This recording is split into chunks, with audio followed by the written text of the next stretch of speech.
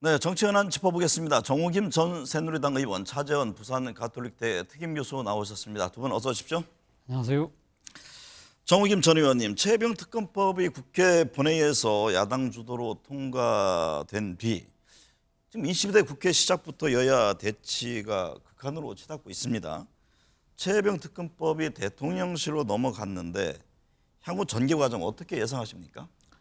대통령은 이제 거부권을 행사할 것 같고요. 네. 그렇게 되면 이제 재표결이 되는데 결국 재표결 시점은 이제 의장이 정하는 거 아니겠습니까? 네. 그런데 7월 19일이 아마 최혜병 순직 일주기가 되는 날인 것으로 알고 있습니다. 그렇기 때문에 야당을 포함해서 이 상황을 굉장히 부각시키려 할 것이고요.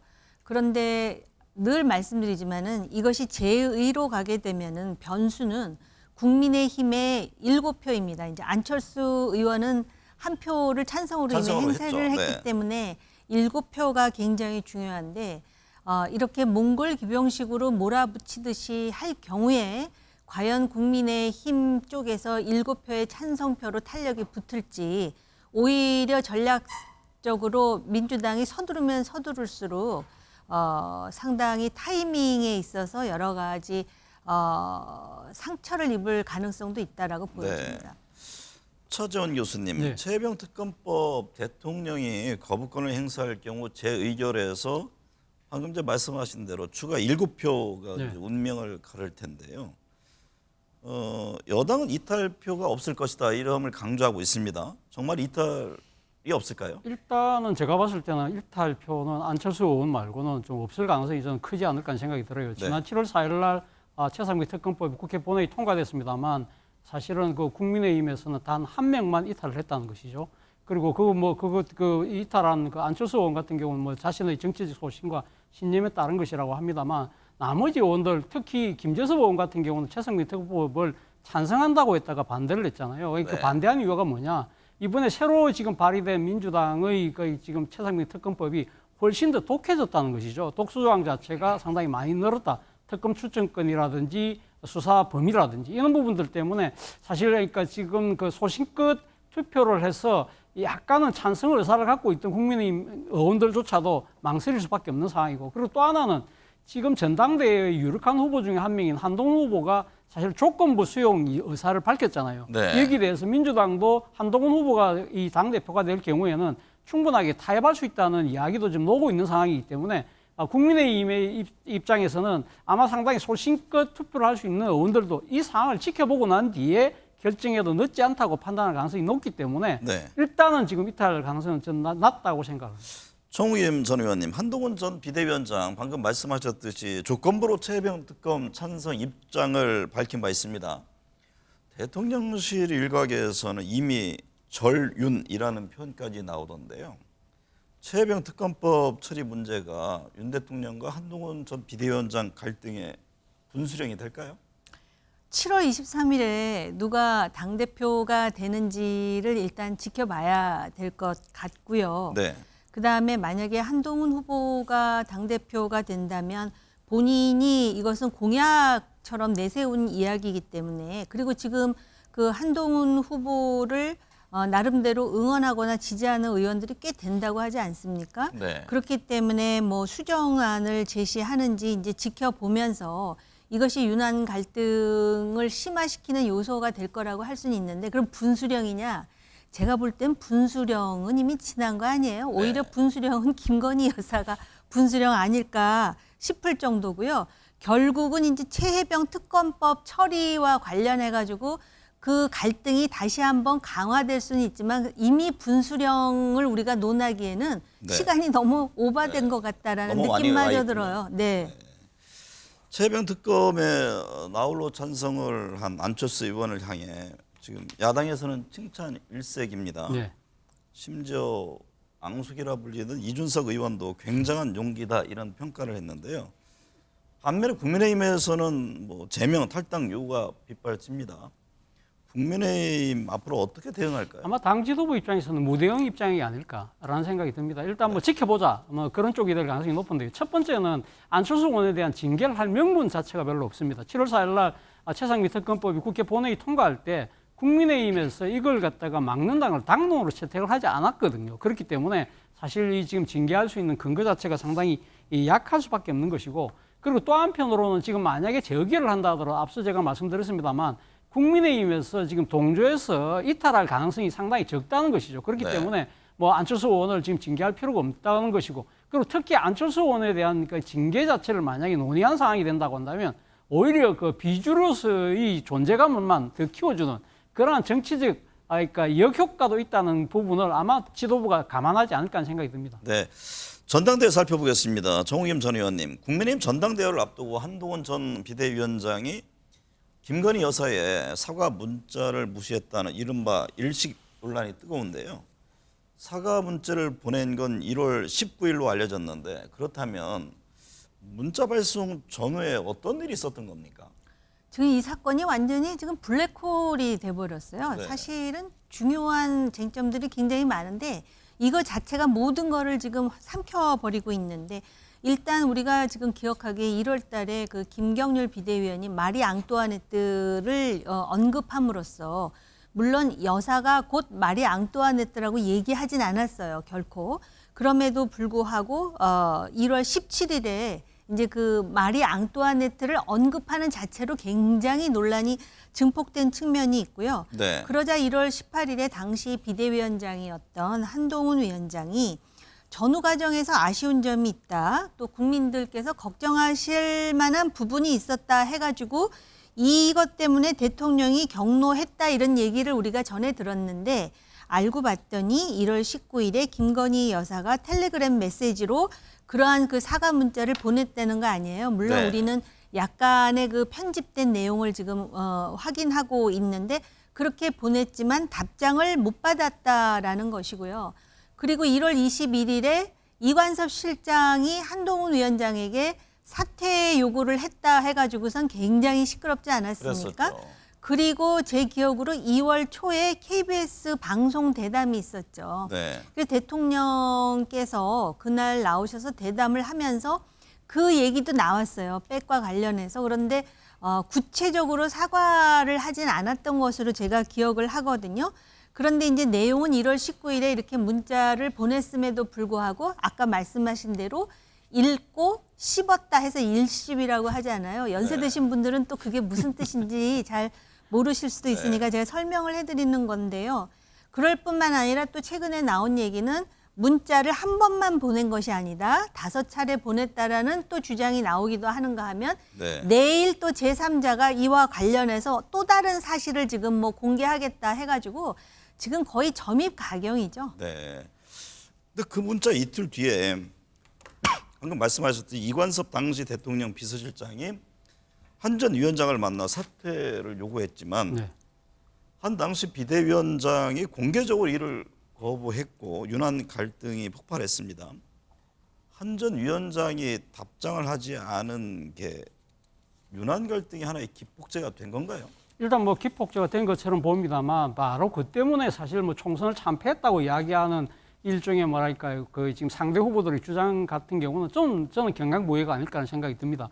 사실은 어떻게 보면 지금 이 진짜 사과할 마음이었다고 한다면 한동훈 비대위원장에게 내 사과할 마음이 있다, 뭐 그런 이야기를 논의는 할 수 있겠죠. 그런데 그쪽에 반응이 없다고 해서 그러면 사과를 아예 안 해버렸다고 한다면 그거는 사실 어떻게 보면 그 김건희 여사의 의중에 달린 거잖아요. 네. 본인 스스로가 지금 사과를 하겠다고 마음만 먹었다고 한다면 자신들의 그러니까 일종의 뭐랄까 자신의 여러 가지 그러니까 이 지금 기자회견을 위한 이 지금 참모 그룹들도 용산에 충분히 있잖아요. 대통령실도 있는 것이고, 그리고 이 무엇보다도 이 지금 사과의 내용 자체가 본인의 잘못된 행동 때문에 빚어진 일이라고 한다면 네. 사실은 어떻게 보면 한동훈 비대위원장의 의견을 구할 수는 있다고 하더라도 최종적인 판단은 사실 윤석열 대통령하고 이 지금 이거 의논을 해서 하는 것이 맞다. 그렇기 네. 때문에 사실 한동훈 비대위원장이 당시 그러니까 사과를 수용하지 않았기 때문에 못했다는 이야기는 저는 정말 핑계라는 생각이 듭니다. 근데 이처럼 김건희 여사 문자 막판 전당대회 지금 최대 이슈로 떠올랐습니다. 나경원, 원희룡, 윤상현 후보 쪽은 일제히 한동훈 전 위원장이 해당 행위를 했다고 비판했고, 한 위원장 측은 이런 문자가 공개된 배경이 의심스럽다라면서 지금 맞받아치고 있는데요. 해당 행위라고 주장하는 배경은 어떤 겁니까? 그 배경은 그들의 주장에 따르면 네. 우선 나경원 국민의힘 의원 같은 경우에 핵심적인 당사자라고 할 수 있는 분과의 소통을 전혀 하지 않았다. 이게 정치적 판단의 부족이다. 아니, 부족한 거를 아예 넘어선 모습이다. 이렇게 이제 비판을 하면서 해당 행위라고 그러고 있고요. 네. 원희룡 전 장관 같은 경우는 영부인이 사과 또는 그 이상의 조처도 결정에 따르겠다고 했는데 대답을 안 하고 뭉갰다. 과연 선거를 책임진 비대위원장으로서 책임을 다한 것인가. 결국은 이 메시지를 뭉개서 사과를 못 받았기 때문에 총선에 졌다라는 것인지 지금 이런 주장을 하면서 해당 행위라고 하고 있거든요. 네. 근데 이 두 분은 윤상현 후보까지 합해가지고요. 그 국민의힘의 큰 자산이에요. 일단 수도권 다선일 뿐만 아니라 본인들의 그 정치 경력도 얼마나 화려합니까? 네. 그런데 지금 전당대회를 하면서 이 한동훈이라는 정치인을 향해서 하는 이 공격의 포인트를 보면 과연 그동안에 쌓아놓은 정치적 구력에 맞게 본인들 스스로가 진짜 그렇게 생각해서 말하는 것인가? 저는 개인적으로 그게 좀 의심스러워요. 그래서 해당 행위라 그러는데 그럼 당의 정체성에 무슨 해를 줬나?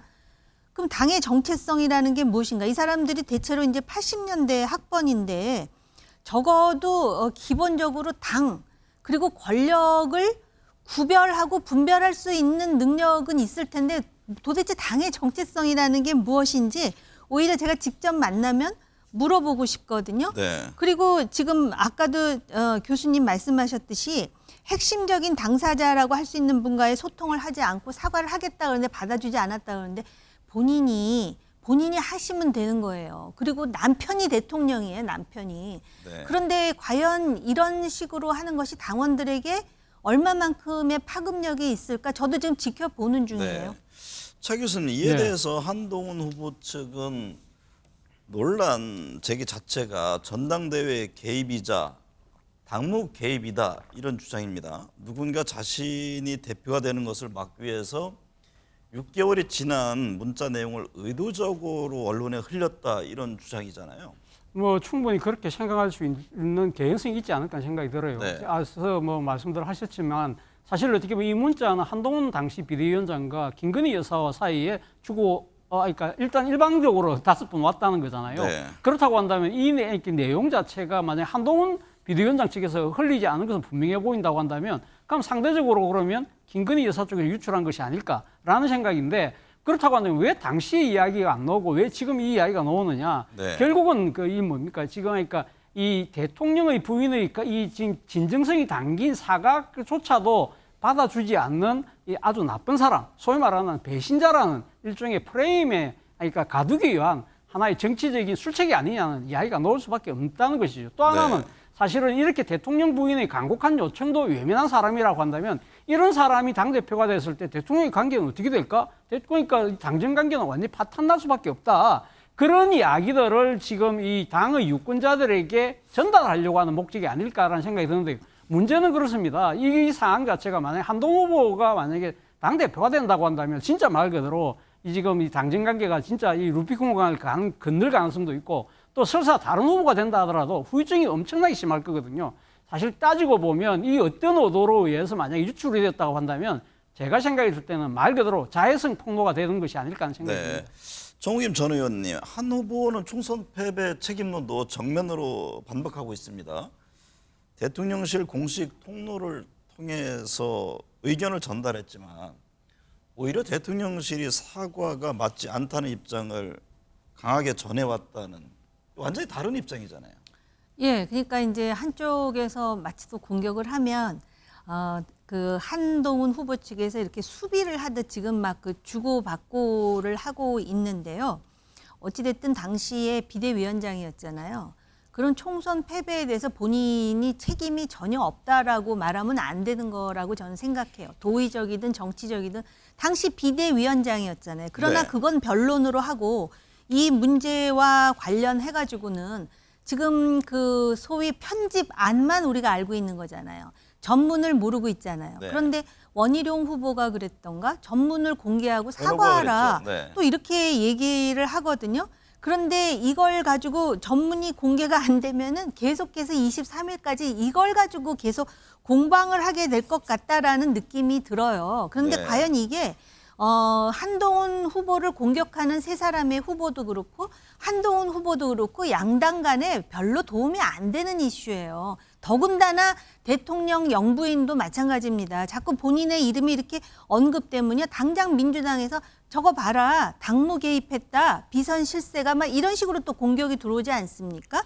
그렇기 때문에 제가 볼 때는 이거를 방어하기보다는 좀 큰 그림 속에서 내가 비대위원장으로서 큰 틀에서 내가 책임질 일이 있다라는 건 인정하나 이 부분과 관련해서 전후 좌우가 시비곡직이 이러했다라고 빨리 밝히는 쪽이 그 뭐라 그럴까 더 진정성이 있다라고 느껴질 것 차라리 같아요. 원문 전체를 다 밝혀라. 그럼요. 네. 급게 대통령실 오늘 입장이 나왔잖아요. 선거에 활용하지 말라 이런 네. 입장을 냈는데 과연 어떻게 될지 지켜봐야 할 것 같고요. 근데 문자의 내용도 내용이지만 대통령이 아닌 그 여사의 한 전 위원장이 문자를 주고받은 것 자체도 여사와 이제 한 전 위원장 이 논란이 되고 있습니다. 박지원 의원은 국정농단까지 언급했네요. 뭐 민주당 입장에서는 충분히 그런 의구심을 가질 수 있는 사안이 아닐까 하는 생각이 듭니다. 앞서 우리가 이야기했습니다만 사실 대통령 영부인이 딴 사람도 아니고 당시 여당의 그 비상대책위원장 여당의 대표잖아요. 여당 대표하고 은밀하게 문자를 주고받는다? 이런 거 상당히 상식적이지가 않다는 것이고 또 무엇보다도 그 담긴 내용 자체가 자신의 잘못된 행위와 관련된 사과 문제를 논의를 했다? 이러한 부분들이 이렇게 대통령이 공식 참모 조직들이 있는데 왜 거기서 이야기하지 않고 이렇게 이야기를 하는 것인가? 네. 그리고 또 이 지금 한 번도 아니고 5번씩이나 일방적으로 문자를 보낸다?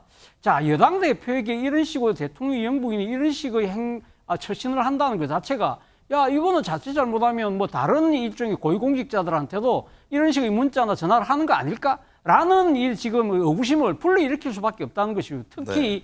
지금 지금 최상민 특검과 최상민 사건과 관련해서 이종석 국방부 장관이 유선 전화로 받았다는 대통령실 전화번호 있잖아요. 네. 그 부분이 7070인데 네. 그거에 대해서 뭐 지금 안보실은 우리는 4자로 시작된다 하면서 거기에 대해서 부인을 했거든요. 그렇다고 한다면 이 7자는 누구냐? 이와 관련해서 한간에서는 지금 뭐 이 대통령 부속실 아니냐, 더 나아가서는 김건희 여사와의 개입설을 이야기하는 그러한 상황에서 이 사건이 불거졌다는 것이죠. 네. 그렇다고 한다면 앞서 제가 말씀드린 대로 이거야말로 정말 자해성 폭로라는 생각이 듭니다. 네.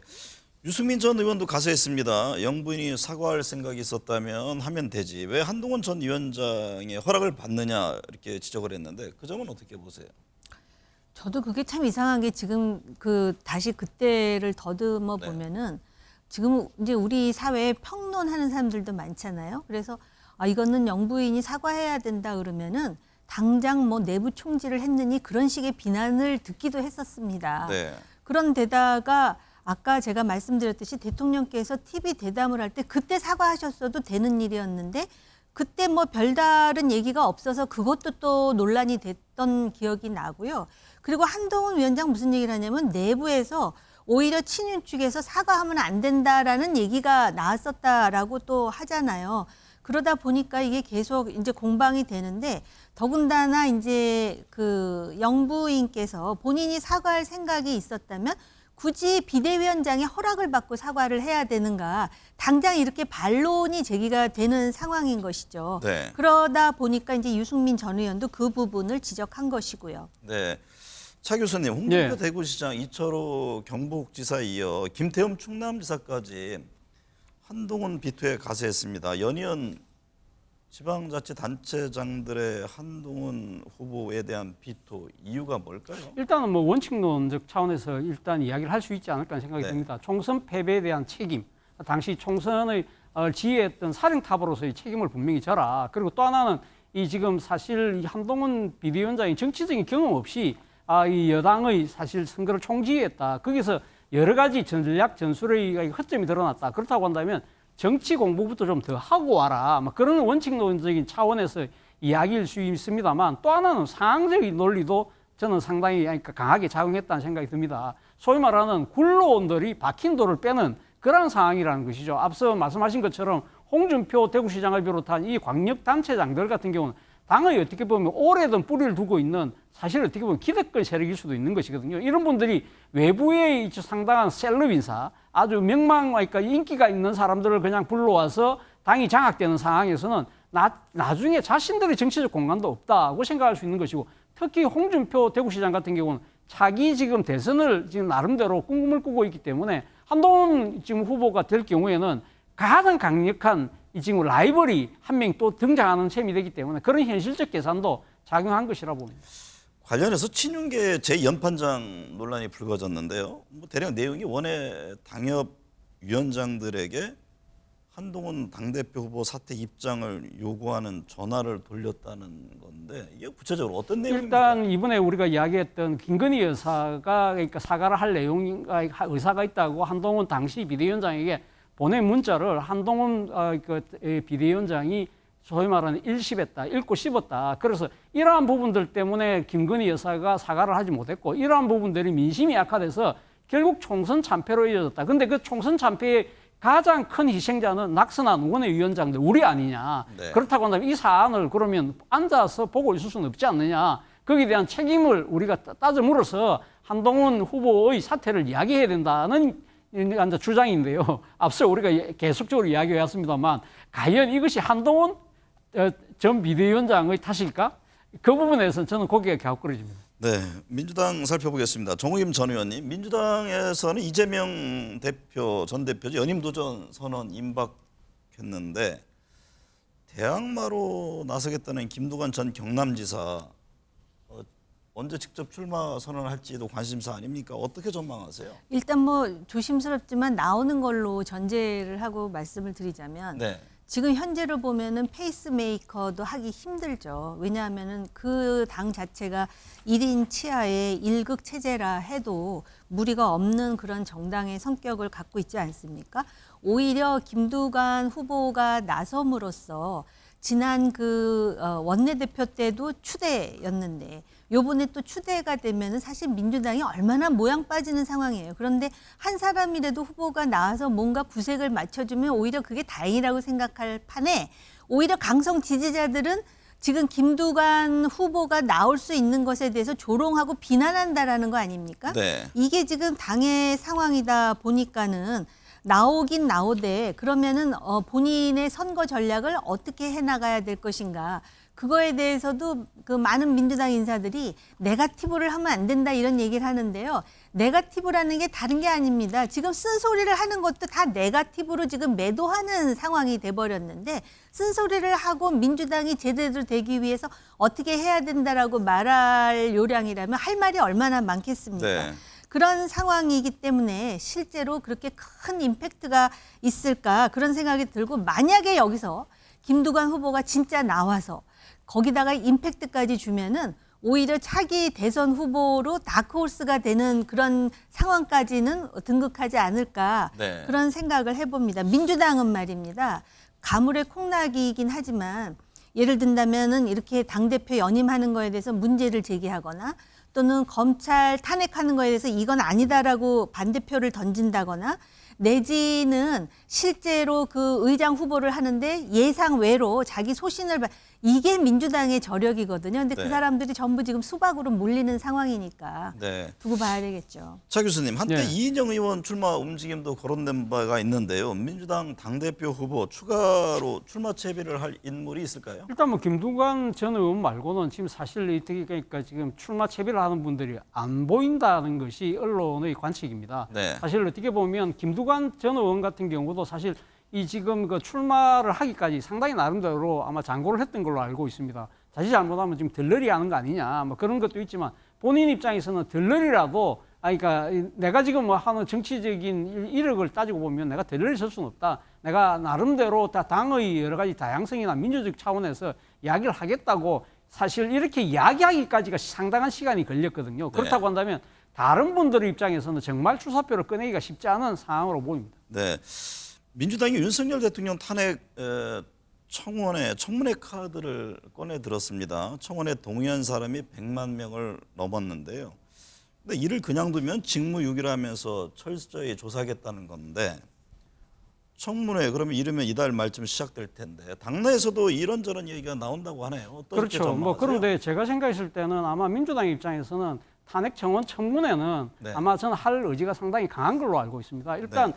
탄핵 청원 자체가 이 우리 헌정사상 처음이잖아요. 그리고 지금 청원자 수가 100만 명이 넘었기 때문에 민주당 입장에서는 이걸 갖다가 그냥 요식행위로만 할 수는 없다는 것이죠. 그렇다고 한다면 제대로 된 탄핵 청문회를 열지 않을까 하는 생각이 들고요. 실제 또 이 탄핵 청문회가 지금 사실 열리게 되면 민주당 입장에서도 정치적인 여러 가지 동력을 새로 확보할 수 있다는 장점도 있습니다. 예를 들면 지금 일본 탄핵 청원의 이유 자체가 최상병 사건과 관련된 거, 그리고 김건희 여사의 명국백 관련된 부분과 관련해서 대통령의 처신이 잘못됐다고 해서 지금 그러니까 탄핵 청원이 놓은 것인 만큼 이 지금 관련된 청문회를 통해서 최상병 특검법이라든지 김건희 여사와 관련된 종합특검법 같은 것을 추진할 수 있는 정치적인 여러 가지 그러니까 일종의 뭐랄까요, 그러니까 근거, 동력을 확보할 수 있다는 거죠. 예를 들면 지금 관련 청문회 과정에서의 증인들이 나와서 아주 구체적인 증언을 한다든지 아니면 뭐 증거가 확보된다든지 그럴 경우에는 강하게 아마 이걸 밀어붙일 수 있고 특히 이 과정에서 윤 대통령의 위법 행위가 구체적으로 드러난다고 한다면 아마 바로 탄핵까지도 몰고 갈 수 있는 그러한 상황을 맞이할 수 있다고 볼 가능성이 높다는 것이죠. 그럼에도 불구하고 아마 윤 대통령에 대한 탄핵까지는 아직까지는 좀 더 신중한 자세를 취하지 않을까 하는 생각이 듭니다. 정우김 전 의원님, 대통령에 대한 탄핵 청문회를 검토하겠다는 민주당에 대해서 홍준표 시장 박근혜 탄핵 전야제처럼 흘러가는 것 같다 이런 우려를 했습니다.